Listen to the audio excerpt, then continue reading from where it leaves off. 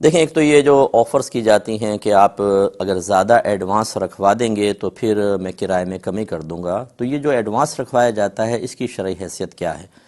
اس میں دو آراء ہیں۔ ایک ہمارے بڑے بزرگوں کی رائے ہیں جو ہم عصر میں ہیں زمانے کے، وہ کہتے ہیں کہ یہ رہن ہے۔ رہن کا مطلب یہ ہوتا ہے کہ اپنا حق حاصل کرنے کے لیے کسی کی چیز بطور ضمانت اپنے پاس رکھنا۔ جیسے میں نے آپ کو 5 لاکھ روپے قرض دیا، اب آپ میرا قرضہ دیں گے نہیں دیں گے اس کی کیا گارنٹی؟ تو آپ نے کہا میری گاڑی رکھ لیں، اگر اس ٹائم تک قرضہ نہ دوں تو ٹھیک، قرضہ دے دوں تو ٹھیک، ورنہ آپ اس کو بیچ کر اپنا قرضہ وصول کر لیجئے گا۔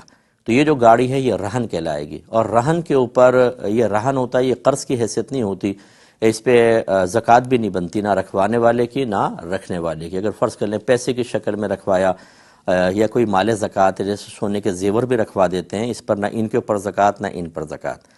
تو اس اعتبار سے اگر دیکھیں جو ایڈوانس دیا جاتا ہے وہ ایک رہن کی صورت بنتی ہے، قرض کی بنتی نہیں۔ قرض کے اوپر نفع سود ہوتا ہے، رہن پہ تو نہیں ہے۔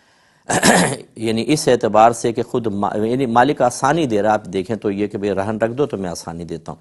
دوسری اس کی ایک حیثیت ہے قرض کی حیثیت، جو ہم اس کے اوپر فتویٰ دیتے ہیں کہ رہن کو جو رکھتا ہے نا، جس کو مرتہن کہتے ہیں، جس کے پاس آپ اپنا رہن رکھواتے ہیں، وہ اس کو استعمال نہیں کر سکتا۔ حکم شرعی ہے کرے گا تو اس پر جب نفع لے گا تو وہ نفع سود ہوگا، نہیں کر سکتا، کیونکہ اس نے قرض دیا ایک طرح سے، اور قرض کے اوپر جب رہن ہے، رہن کے اوپر نفع لے گا تو وہ سود میں شمار ہوگا۔